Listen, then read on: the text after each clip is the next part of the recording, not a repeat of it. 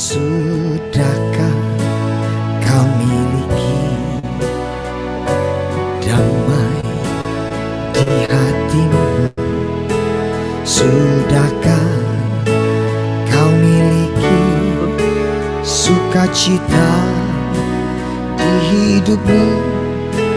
Hanya Yesus yang sanggup memberikan semua itu.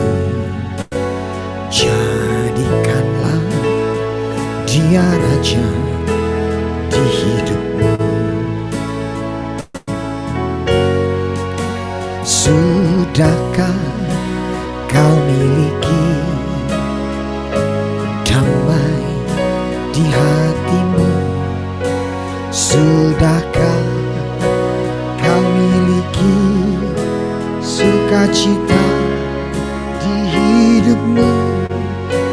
Hanya Yesus yang sanggup memberikan semua itu. Jadikanlah Dia Raja di hidupmu. Hanya Yesus yang sanggup memberikan semua itu. Jadikanlah Dia Raja di hidupku. Hanya Yesus yang sanggup memberikan semua itu. Jadikanlah Dia Raja di hidupmu.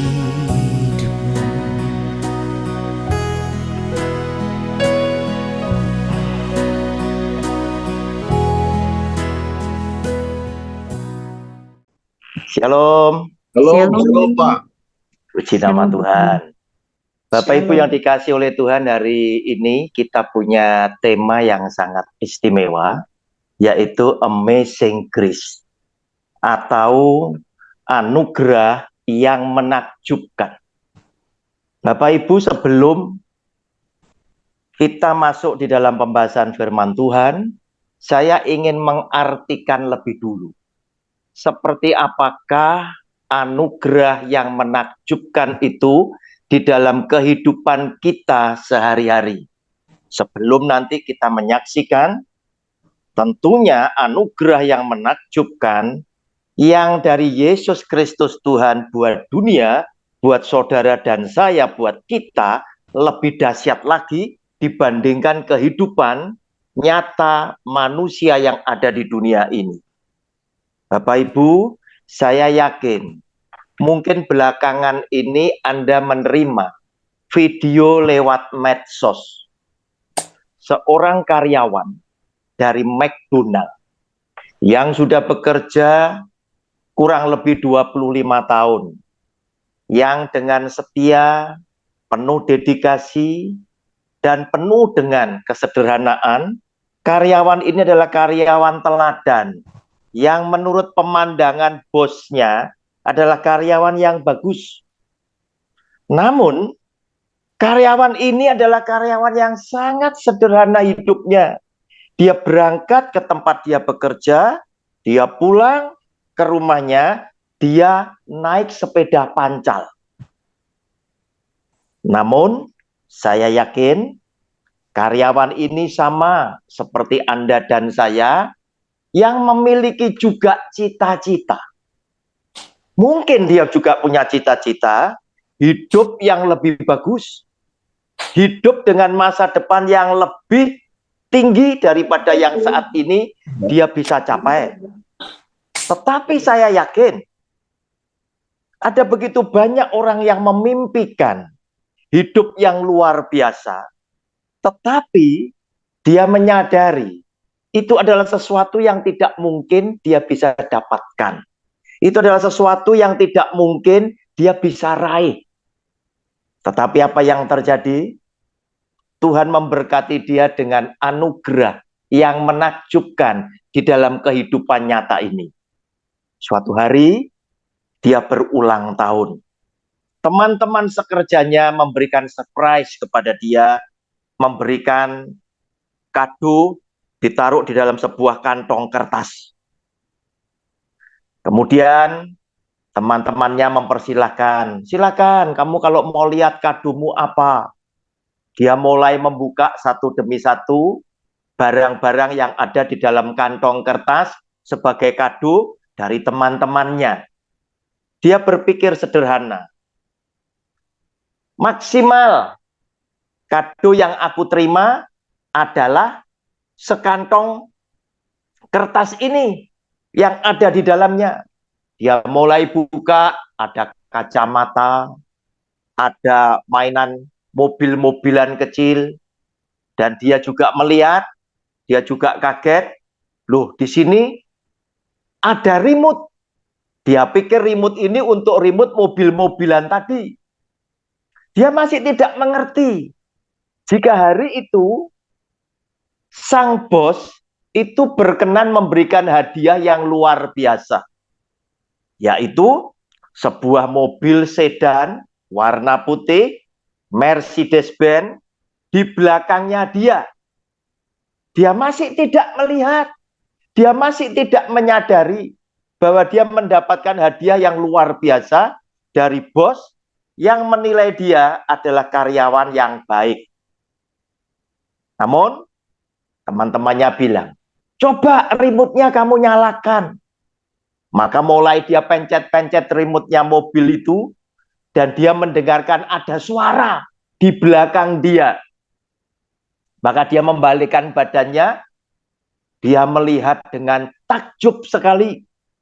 Karena ada sebuah Mercedes-Benz warna putih, kemudian diikat dengan pita, seperti menjadi sebuah kado, dan dia terharu karena bahagia, dia menangis, dia tidak sangka mobil yang dia tidak pernah bisa beli, mobil yang mungkin dia sudah tidak berani memimpikan karena dia tidak bisa mendapatkan dengan kekuatannya dia, tetapi hari ini mobil itu boleh menjadi miliknya tanpa dia mengeluarkan uang sepeser pun. Nah Bapak Ibu, itulah amazing grace, anugerah yang menakjubkan yang dialami di dalam kehidupan. Tetapi sebagai orang beriman, saya yakin kita akan mendapatkan anugerah yang menakjubkan dari Tuhan kita Yesus Kristus yang lebih dahsyat lagi. Kita baca lebih dulu satu ayat firman Tuhan dari Galatia pasal 3 ayatnya yang ke-13. Galatia pasal 3 ayatnya yang ke-13. Mungkin host bisa membantu saya untuk menampilkan. Galatia pasal 3 ayat 13, demikian bunyi firman-Nya. Kristus telah menebus kita dari kutuk hukum Taurat dengan jalan menjadi kutuk karena kita. Sebab ada tertulis, terkutuklah orang yang digantung pada kayu salib. Saudara yang dikasihi oleh Tuhan, Yesus yang adalah Tuhan, adalah Allah yang mengasihi saudara dan saya. Setiap manusia tentunya punya satu tujuan, yaitu surga sebagai destinasi setelah setiap manusia mengalami kematian. Sebab setiap orang yakin surga dan neraka itu ada. Namun apa yang terjadi di dalam benak pikiran manusia, kita ya tahu tidak ada yang bisa membuat kita bisa diselamatkan. Terlebih ketika kita menyaksikan dengan hukum Taurat, jelas hukum Taurat menulis tidak ada seorang pun yang bisa diselamatkan oleh karena melakukan hukum Taurat. Bahkan ditulis, dikatakan di situ, lewat hukum Taurat, justru kita akan mengenal akan dosa-dosa kita. Hukum Taurat lebih bersifat menuntut segala macam dosa-dosa kita. Sedangkan kita tidak punya kemampuan untuk kita bisa membayar segala hutang dosa kita, sehingga dengan demikian kita layak untuk diselamatkan. Nah, oleh karena ketidakmampuan manusia itulah Tuhan yang mengasihi saudara dan saya sejak kejatuhan manusia, yaitu Adam dan Hawa, telah merancangkan sebuah karya keselamatan di mana Dia akan mengirimkan putranya yang tunggal, Yesus Kristus Tuhan, untuk menebus dosa saudara dan saya, dosa dunia ini, yaitu tatkala Yesus berdialog dengan Nikodemus, dan dia berkata di dalam Yohanes pasal 3 ayatnya yang ke-16, karena begitu besar kasih Allah akan dunia ini, maka ia telah mengaruniakan anaknya yang tunggal, supaya setiap orang yang percaya kepadanya tidak binasa, melainkan beroleh hidup yang kekal. Nah, Bapak Ibu yang dikasihi oleh Tuhan, apa yang dikatakan oleh Tuhan Yesus telah digenapi oleh Dia, karena Dia tahu ketidakmampuan manusia bisa selamat oleh karena hukum Taurat. Justru lewat hukum Taurat inilah manusia mengenal akan segala dosa yang dia perbuat. Oleh karena itu, di dalam Galatia pasal 3 ayatnya yang ke-13 tadi disebutkan bahwa Kristus telah menebus kita dari kutuk hukum Taurat dengan jalan menjadi kutuk karena kita. Sebab ada tertulis, terkutuklah orang yang digantung pada kayu salib. Nah, Bapak Ibu yang dikasihi oleh Tuhan, kita juga mengucap syukur dan terima kasih jika Dia hanya mati di atas kayu salib. Kemudian Dia tidak menunjukkan bahwa Dia hidup kembali pada hari yang ketiga seperti yang Dia katakan. Percuma kita beriman kepada Dia. Namun, puji Tuhan, Dia genapi apa yang Dia katakan. Pada hari yang ketiga, ketika para perempuan itu datang untuk merempah-rempahi jenazah Yesus sebagai Tuhan dan gurunya, mereka menyaksikan kubur di situ tidak terdapat jenazah Tuhan Yesus. Tetapi malaikat memberitahukan kepada para perempuan itu bahwa Dia tidak ada di sini sebab Dia telah hidup.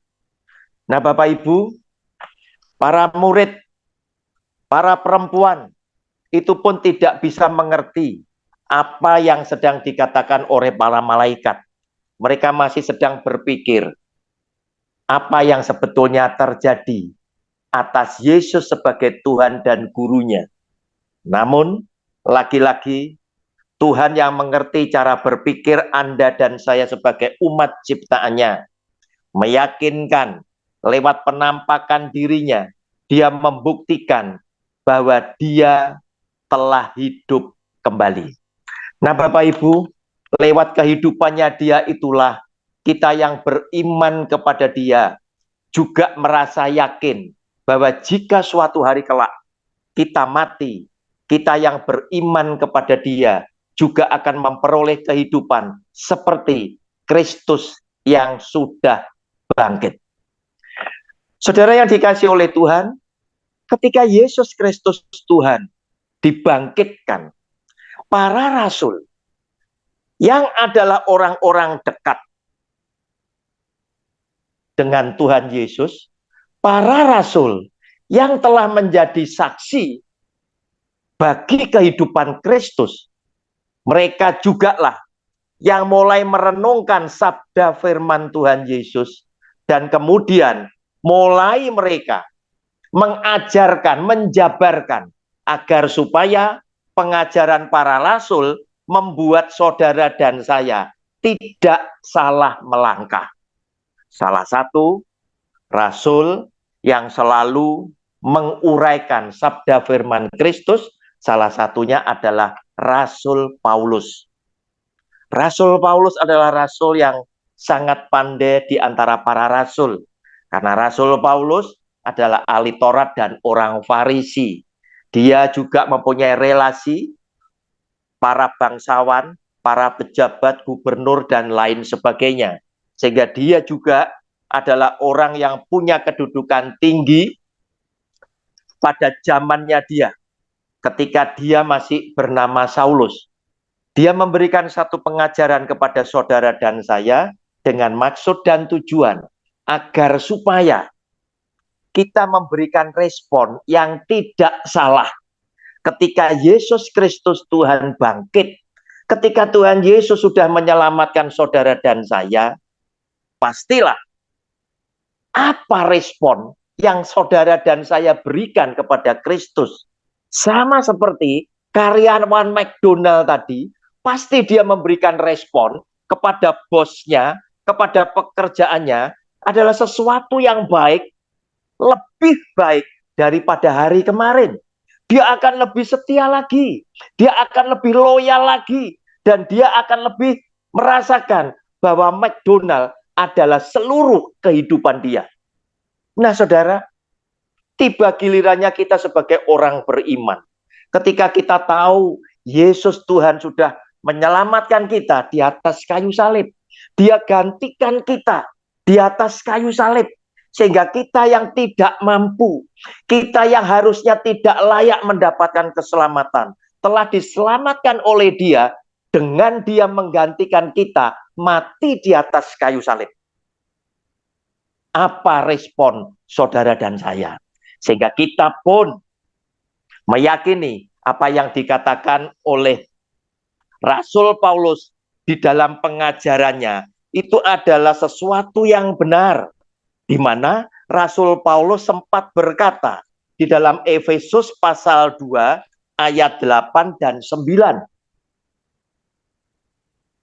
Sebab karena kasih karunia kamu diselamatkan oleh iman. Itu bukan hasil usahamu, tetapi pemberian Allah. Itu bukan hasil pekerjaanmu. Jangan ada orang yang memegahkan diri. Ketika kita mendambakan keselamatan, kita sudah tahu, tidak mungkin Tuhan aku bisa selamat dengan semua apa yang aku ada. Tidak mungkin Tuhan aku bisa diselamatkan dengan segala perbuatan baikku. Tetapi kemudian kita mendapatkan kasih karunia Tuhan. Kita mendapatkan dengan cuma-cuma anugerah yang menakjubkan itu. Yesus Tuhan yang menggantikan kita di atas kayu salib telah menyelamatkan kita dari segala dosa yang ada di dalam kehidupan kita. Yang semestinya kita harus binasa, diampuni oleh Dia, digantikan oleh Dia. Dan Tuhan yang mengasihi saudara dan saya telah menimpakan dosa perbuatan kita kepada Yesus Kristus Tuhan di atas kayu salib. Nah, Bapak Ibu, apa respon yang kita akan berikan kepada Dia ketika kita sekarang tahu bahwa Dia telah menyelamatkan kita? Saudara, Rasul Paulus sangat mengasihi Yesus sebagai Tuhannya. Rasul Paulus juga mengasihi domba-domba milik Kristus, agar supaya kita tidak salah melangkah, agar supaya kita tidak salah menentukan pilihan. Maka dia dengan bahasa yang sangat sederhana dikatakan di dalam Efesus pasal 2 ayatnya yang ke-15, demikian bunyi firman-Nya. Sebab dengan matinya, huruf besar, sebagai manusia, ia, huruf besar, Yesus Kristus Tuhan, telah membatalkan hukum Taurat dengan segala perintah dan ketentuannya, untuk menciptakan keduanya menjadi satu manusia baru di dalam dirinya, dan dengan itu mengadakan damai sejahtera.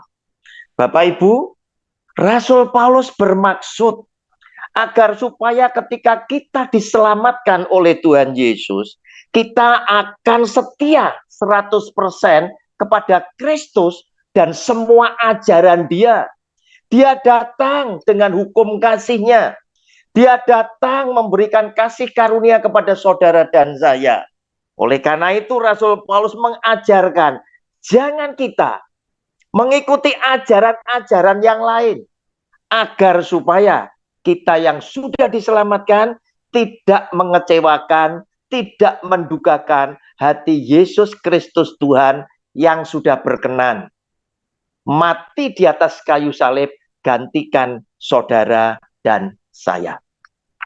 Nah, Bapak Ibu, di dalam kehidupan ini saya tidak bicara tentang orang Kristen saja, tetapi saya bicara tentang keseluruhan, bahwa ternyata Bapak Ibu, pengaruh dari ajaran hukum Taurat itu masih demikian membekas, sehingga ada begitu banyak orang-orang tertentu yang ingin membangkitkan semangat melakukan hukum Taurat ini kembali.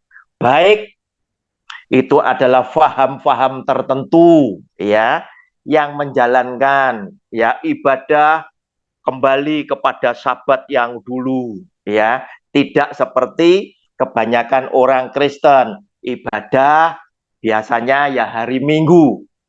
Kemudian juga ada faham-faham tertentu yang ingin menghidupkan lagi hukum dengan hukuman cambuk, hukuman rajam, dan lain sebagainya. Demikian pula ada juga yang ingin membangkitkan semangat, melakukan, mengajarkan persepuluhan, atau melakukannya. Bapak Ibu hati-hati, itu semuanya adalah hukum Taurat. Sedangkan kita diselamatkan oleh Tuhan Yesus, oleh karena kasih karunia Dia. Dia datang dengan hukum kasih. Dan Dia inginkan, Rasul Paulus inginkan, agar supaya kita tidak salah memilih. Rasul Paulus sengaja memberikan tulisan yang begitu jelas, agar supaya kita setia sepenuhnya dengan Kristus dan segala yang Dia ajarkan. Bapak Ibu, lebih lanjut lagi, Dia ingin sampaikan kepada saudara dan saya di dalam Roma pasal yang ke-6, ayatnya yang ke-14, dikatakan di situ, sebab kamu tidak akan dikuasai lagi oleh dosa, karena kamu tidak berada di bawah hukum Taurat, tetapi di bawah kasih karunia. Oleh karena itu Bapak Ibu hati-hati sekali. Seringkali orang dikecoh. Bukankah hukum Taurat juga adalah firman Tuhan? Nah Bapak Ibu, memang hukum Taurat firman Tuhan. Hukum Taurat itu benar. Hukum Taurat itu kudus. Tetapi hati-hati Bapak Ibu, ketika Yesus Kristus Tuhan itu datang, hukum Taurat yang dipakai oleh Tuhan untuk memimpin, menuntun orang Israel pada zaman itu sudah tidak diperlukan lagi. Mengapa? Karena Rasul Paulus juga yang memberikan ulasan, memberikan pencerahan kepada saudara dan saya, yang kita bisa temui, kita bisa baca pada Galatia pasal 3 ayat 23 sampai dengan 25. Sebelum iman itu datang, kita berada di bawah pengawalan hukum Taurat dan dikurung sampai iman itu telah dinyatakan.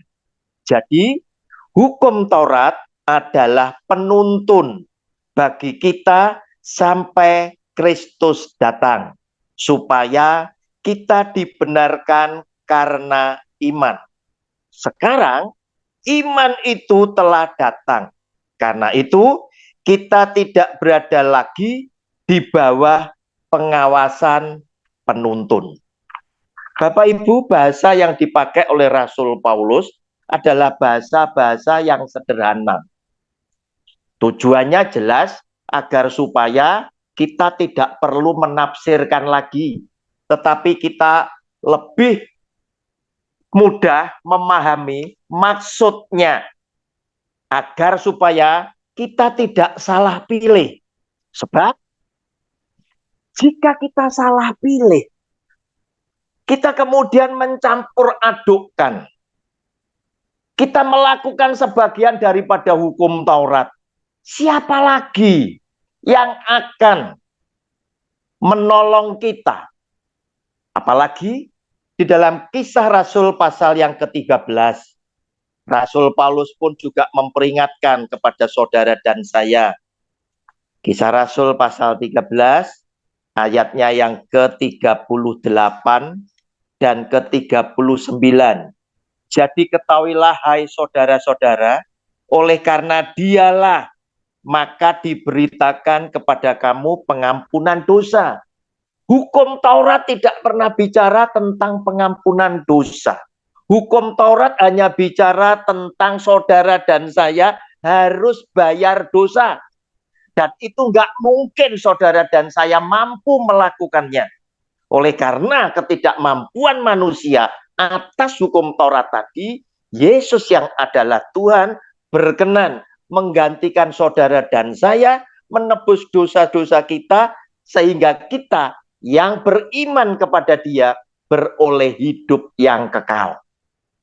Saudara, ayat 39, dan di dalam Dialah setiap orang yang percaya memperoleh pembebasan dari segala dosa yang tidak dapat kamu peroleh dari hukum Musa.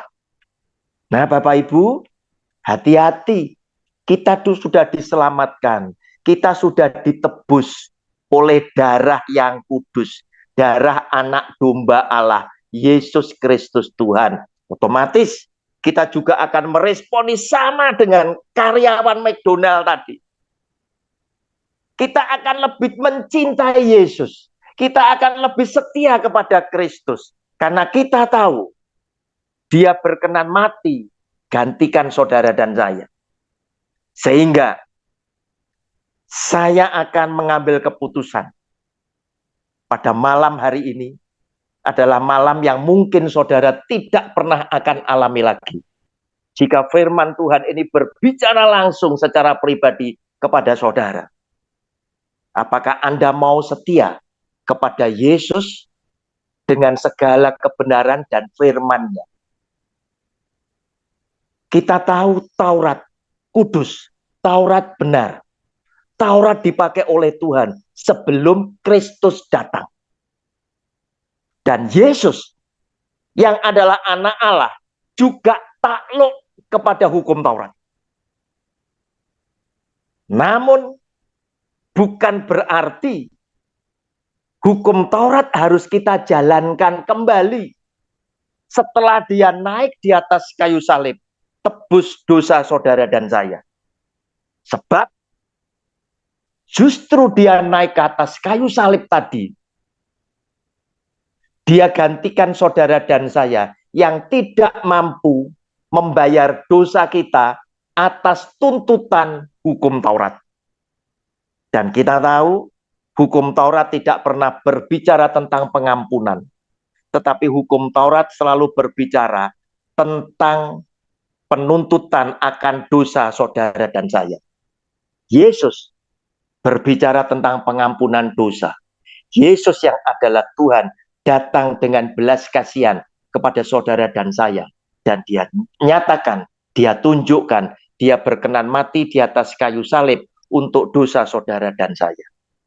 Maka hari ini, jika firman Tuhan ini telah berbicara kepada saudara secara pribadi, tuntaskan persoalan saudara dengan Tuhan.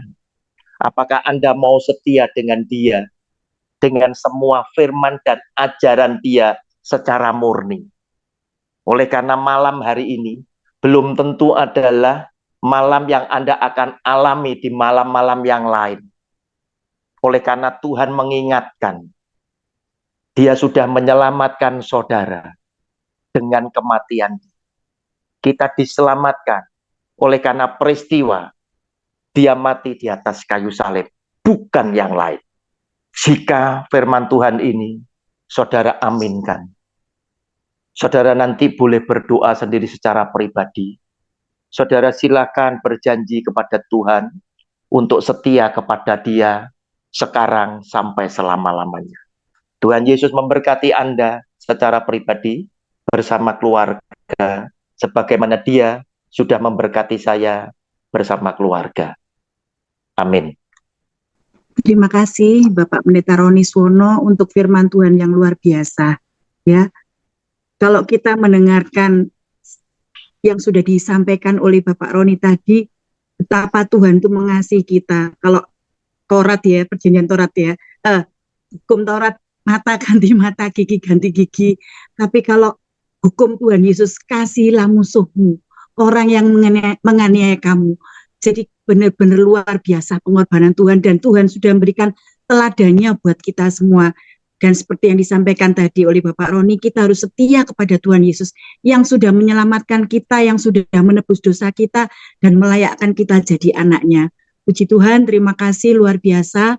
Firman Tuhan yang disampaikan mengingatkan kembali kepada kita untuk kita ini setia. Karena banyak di akhir zaman ini sekarang, banyak orang itu mulai berdalih ini, itu, dan akhirnya meninggalkan Tuhan. Ya, puji Tuhan, terima kasih sekali Bapak Roni untuk firman Tuhannya. Sekarang kami berikan kepada Bapak Ibu sekalian, siapa yang mau bertanya berkenaan dengan firman Tuhan yang disampaikan, bisa angkat tangan, raise hand, atau langsung berbicara, atau melalui ketikan di room chat. Silahkan. Ini Bu Astrid dari Australia mau menambahkan sedikit. Boleh, silakan Bu Astrid. Tadi saya baca, oh ini Bu Astrid hadir nih yang dari Australia. Silakan Bu Astrid. Ya, shalom. Terima kasih Bu atas kesempatan yang diberikan, juga Pak Hadi ya. Sebetulnya sudah cukup malam nih bagi saya, udah mulai ngantuk, tapi dengar firman-Nya tadi menguatkan lagi, memperlengkapi lagi ya. Terima kasih untuk hambanya yang sudah menaburkan firman-Nya. Kalau boleh saya menambahkan ya, hukum Taurat itu diturunkan sewaktu Musa. Jadi dari Adam sampai ke Musa itu ada 2.600 tahun. Itu belum ada hukum Taurat. Dan pada waktu Musa mendapatkan 2 loh batu itu di atas Bukit Sinai itu, sampai kepada kelahiran Yesus itu 1.400 tahun. Jadi hukum Taurat itu sebetulnya menyatakan dosa, dilarang berzina, dilarang mencuri, dilarang berdusta, tapi tidak menyelamatkan. Jadi hukum Taurat itu hanya menyatakan tentang dosa, menyatakan dosa-dosa kita, tapi tidak berdasarkan iman. Dalam Galatia pasal 3 ayat 12 ya, kita bisa membaca bahwa dasar hukum Taurat itu bukan iman ya. Jadi iman itu hanya kasih karunia dari Tuhan Yesus. Jadi dasar hukum Taurat itu hanya menyatakan tentang dosa ya. Kita berdosa harus dihukum ya. Dan hukum Taurat itu dari hukum yang pertama sampai yang keempat itu menyatakan hubungan manusia dengan Tuhan ya. Jadi vertikal ke atas ya.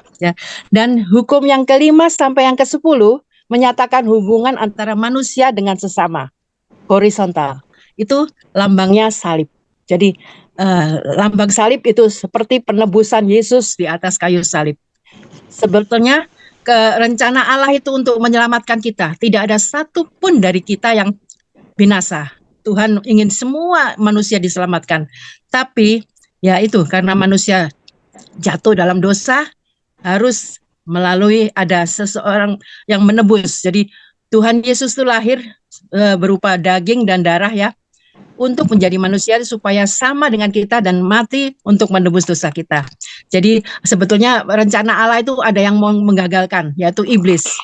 Iblis memakai Judas untuk menggagalkan rencana Allah untuk menyelamatkan manusia ini dengan menjual Yesus ya. Dan juga murid yang ketua dari pemimpin dari semua murid itu, yaitu Petrus. Petrus juga ingin menggagalkan rencana Allah itu. Nah, seperti tadi firman-Nya dari hambanya mengatakan, kalau rencana Allah itu gagal, tidak ada satupun dari kita yang diselamatkan. Dan tanpa penebusan Yesus di atas kayu salib, semua manusia pasti binasa. Jadi puji Tuhan kalau kita diberikan kesempatan untuk bertobat, ini kesempatan yang baik untuk kita ya, supaya dengan penebusan Kristus itu kita hargai dengan kita menurut firman-Nya dan hidup kudus. Demikian tambahan dari saya, terima kasih. Saya lengkapi dari Ibu Astrid tadi ya. Ibu Astrid tadi kan memberikan penjelasan ya, bahwa hukum Taurat itu yang 10 perintah Tuhan, perintah yang pertama sampai keempat itu adalah kasihlah Tuhan Allahmu, itu yang vertikal. Terus kemudian yang 5 sampai 10 itu yang horizontal ya. Nah, hukum Taurat yang tidak pernah dibatalkan oleh Tuhan adalah yang 10 perintah Allah. Karena ini adalah hukum moral. Sebab 10 perintah Tuhan adalah perintah Allah yang pertama kali oleh Tuhan diturunkan lewat Musa dan ditulis oleh jari Allah sendiri pada 2 loh batu sampai 2 kali. Yang pertama itu 2 loh batu ini sempat karena Musa ngelihat mereka menyembah anak lembu emas, Musa itu marah. Musa itu marah sehingga dibanting sama Musa, dan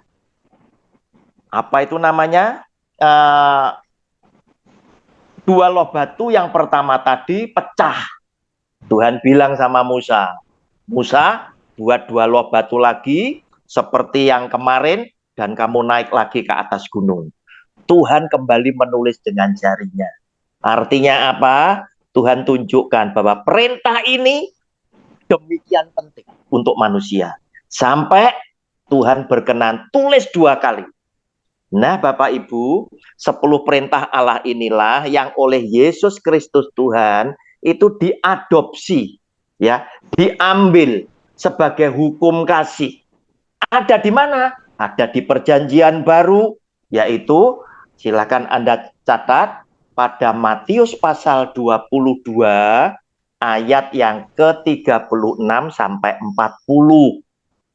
Ya, Matius 22 ayat 36 sampai dengan 40. Nah, firman-Nya saya bacakan. Guru, hukum manakah yang terutama dalam hukum Taurat? Jawab Yesus kepadanya, kasihlah Tuhan Allahmu dengan segenap hatimu, dan dengan segenap jiwamu, dan dengan segenap akal budimu. Itulah hukum yang terutama dan yang pertama. Dan hukum yang kedua, saudara perhatikan. Hukum dan hukum yang kedua yang sama dengan itu. Ternyata Tuhan Yesus bilang, hukum yang kedua sesungguhnya itu sama dengan yang pertama. Mengapa? Sebab bukti Anda mencintai, mengasihi Kristus, yaitu ketika Anda hidup bisa mengasihi sesama. Kasihlah sesamamu manusia seperti dirimu sendiri. Pada kedua hukum inilah tergantung seluruh hukum Taurat dan kitab para nabi. Nah, ini tambahan saya. Silakan dilanjutkan siapa yang masih mau bertanya. Ya. Sebenarnya yang jadi bukan perdebat, tapi ya semacam polemik ya perdebatan sekarang ini mengenai Perjanjian Baru ya, dan Lama ya, atau hukum Taurat dan hukum kasih. Yang itu kan ada seperti persepuluhan ya. Itu kan memang kalau kita dari sekolah minggu udah ditanamkan begitu dari dulu. Tapi kan sekarang timbul yang lagi, oh itu kan Perjanjian Lama atau hukum Taurat. Jadi sekarang itu nggak usah. Bahkan mohon maaf ini sampai ada seorang evangelis atau pendeta atau hamba Tuhan di Holy Land mengatakan, saya ini sudah tanya kepada orang Israel, rabi-rabi di sini, sebenarnya perpuluhan itu nggak ada, itu zaman dulu, zaman orang Lewi. Tetapi sekarang tidak. Kalau menurut saya, karena terus terang ya menurut saya dari kecil kita sudah diajarkan perpuluhan dan itu mengembalikan apa yang Tuhan sudah berikan pada kita hanya 10% aja. Kita maksudnya punya ke 90%, yang 10 dikembangin. Tapi itu kan sekarang menjadi perdebatan. Mohon maaf, menurut Pastor Roni gimana? Ibu, saya yakin Tuhan Yesus tidak akan perintahkan lagi Anda kembali untuk melakukan Taurat. Itu pasti. Itu pasti, sebuah kepastian. Makanya saya selalu kritik bahwa banyak pendeta ya itu masih abu-abu, termasuk gereja. Mungkin dia pribadi dia tidak terima, tapi dia terima untuk operasional gereja. Itu abu-abu menurut saya. Harusnya Anda sebagai anak-anak Tuhan yang diselamatkan, Anda mulai berpikir. Ditentukan dulu, perpuluhan masuk hukum Taurat atau tidak. Oh, termasuk. Lah kalau termasuk, ya saya sudah pasti tidak usah lakukan kan. Sebab jelas di situ dikatakan, Efesus 2 ayat 15 tadi. Rasul Paulus masa keliru? Rasul Paulus ini rasul yang paling pinter. Itu yang pertama. Kemudian yang kedua, Ibu, saya bicara tentang Alkitab aja ya. Kenapa saya itu sangat menentang ya, sangat menentang. Persepuluhan itu tidak usah. Sebab apa? Yesus yang adalah Tuhan, yang datang dengan hukum kasih, Ibu. Itu ngajarkan juga kepada Anda dan saya untuk memberikan persembahan yang dia akan terima di rekening pribadinya dia. Yaitu di mana? Yaitu di Matius pasal 25, Ibu. Ya, Ibu lihat dulu pasal 25 ayat 31, judul bacaannya apa itu? Apa Ibu Astrid? Matius 25 ayat 31, judul bacaannya apa?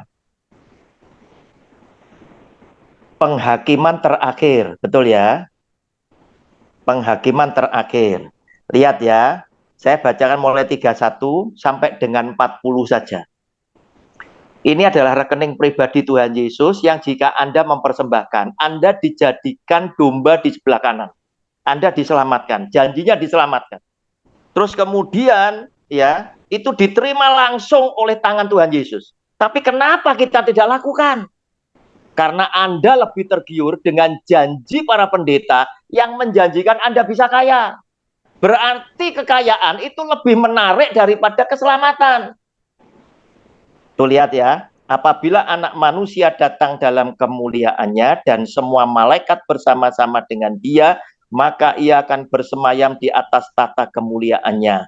Lalu semua bangsa akan dikumpulkan di hadapannya, dan ia akan memisahkan mereka seorang daripada seorang, sama seperti gembala memisahkan domba dari kambing. Dan ia, huruf besar, akan menempatkan domba-domba di sebelah kanannya dan kambing-kambing di sebelah kirinya.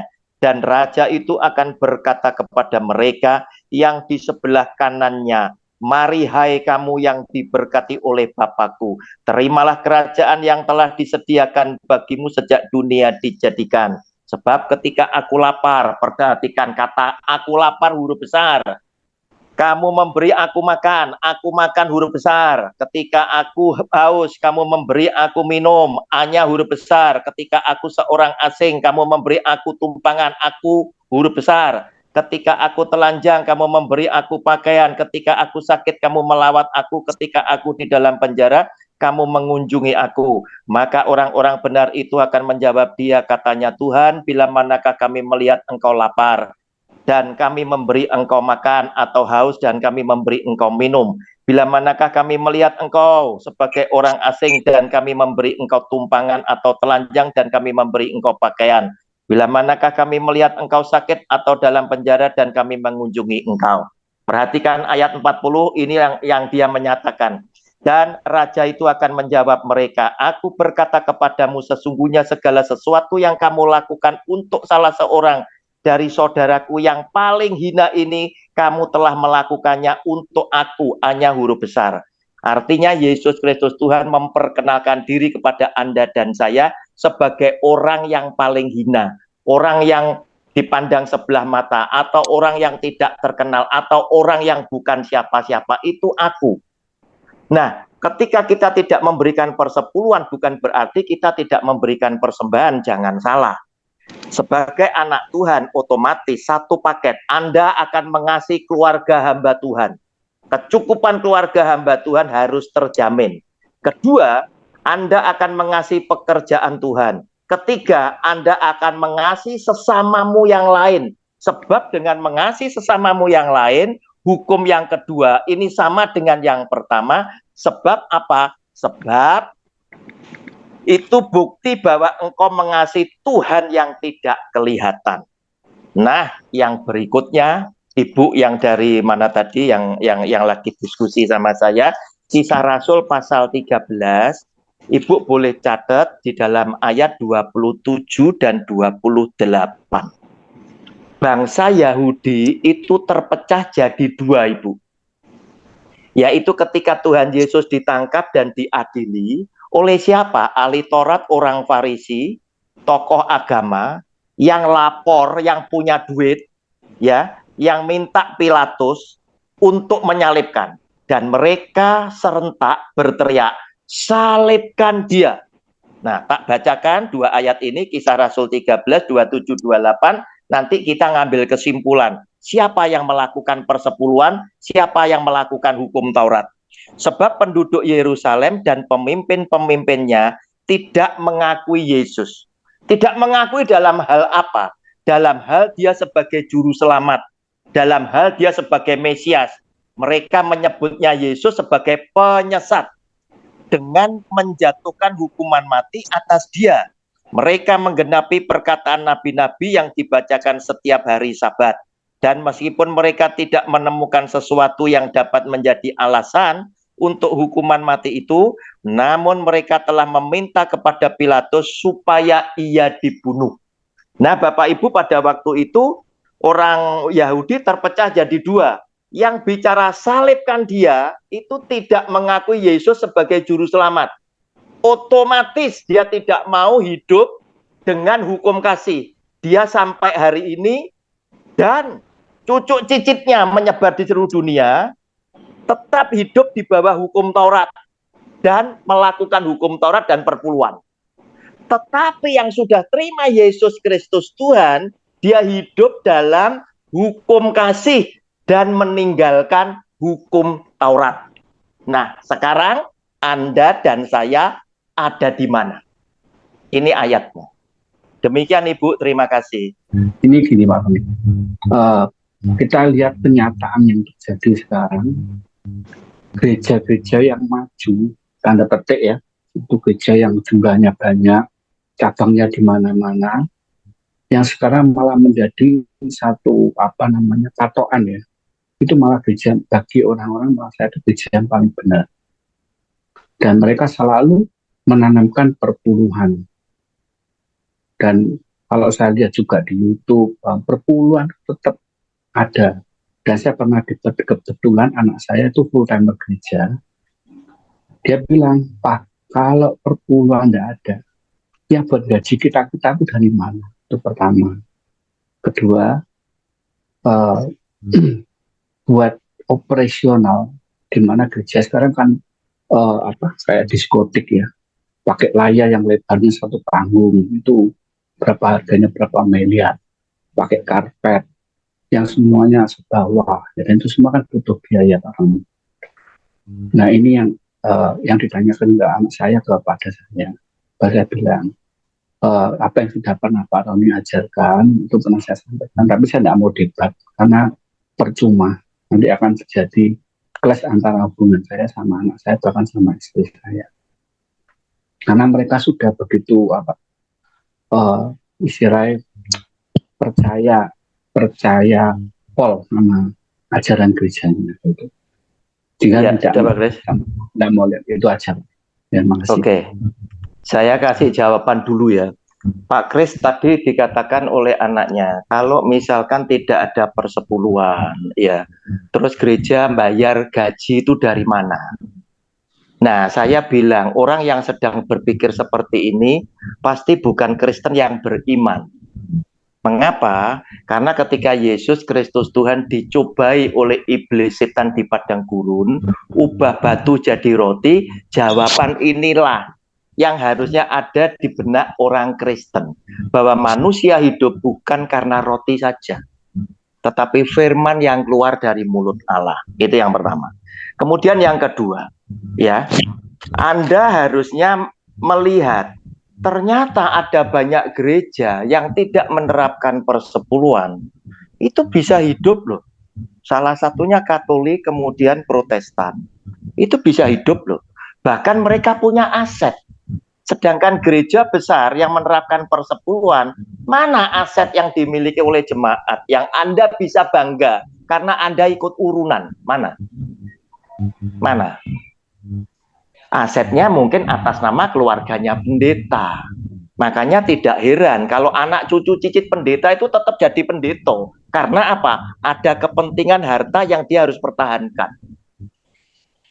Nah, kemudian kita juga lihat juga, ya, apakah tidak bisa sih jemaat dikasih tahu ini persembahan untuk operasional gereja? Kalau kamu adalah orang yang cinta, pasti datang persembahannya.